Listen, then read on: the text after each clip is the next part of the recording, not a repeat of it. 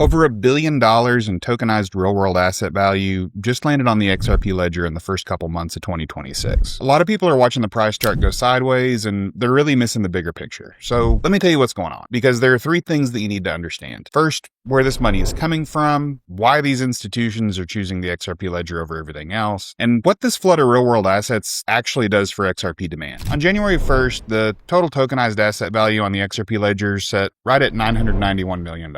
50 days later, that number hit $2.325 billion.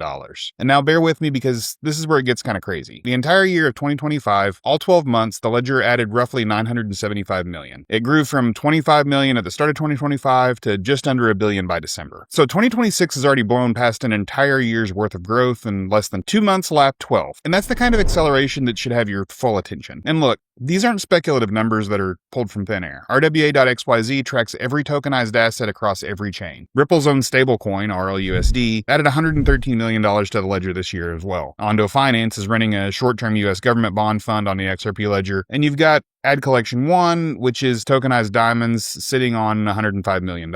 Vert Capital has a private credit tranche called FIDC BIX Mozart at $109 million. You've got bonds, commodities, diamonds, private credit, treasuries, all on the same ledger. And when you strip out the stablecoin portion, the raw tokenized asset value hit $1.76 billion.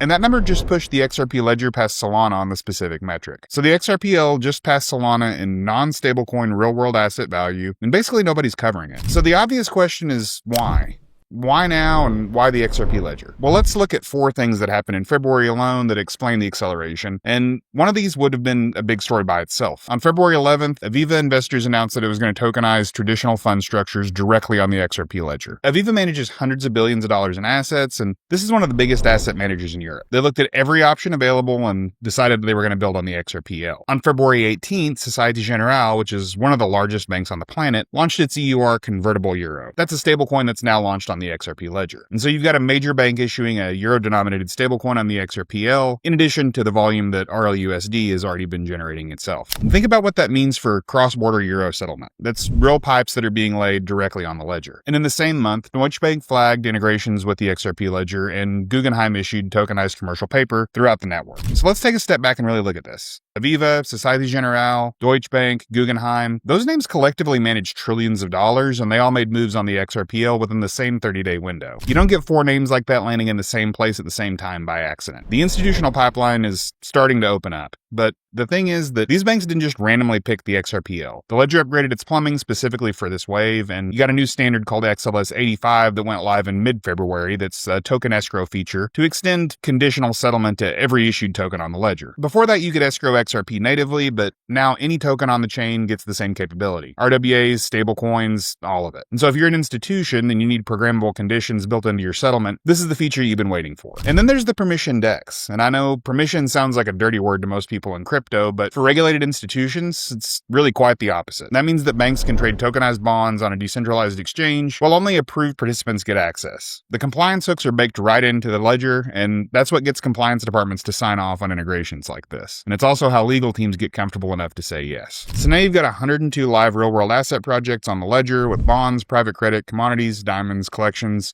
And all those institutions behind those projects already handle trillions in this exact asset class off-chain. They've been dealing with the old world friction for decades, and settlement that takes days, fees at every layer, and a line of middlemen taking their cut. Tokenization on the XRP ledger strips out all of that, and in a clear US regulatory, here's the deal. XRP is the native asset of the ledger. Every single transaction on the XRP ledger burns a small amount of XRP, and it's gone forever. That's the gas. The big story is the liquidity piece here, where institutions swap tokenized assets or settle payments between different currencies and asset types, and XRP can serve as the bridge. It provides the liquidity that makes those transactions flow freely, and the more assets that are on the ledger, the more transactions, and the more transactions, the more demand for XRP, and that settlement brings everything together as the bridge layer. So when tokenized asset value rockets from basically 0 to 1.76 billion in just over a year, and the pipeline of institutional deployments keeps growing, the demand equation for XRP starts to shift. So forget about what retail traders are doing here, and know that the real demand driver is in trillions of dollars in real-world assets that need settlement rails. And the XRP ledger is building those rails in real time. So there's something about this institutional pipeline that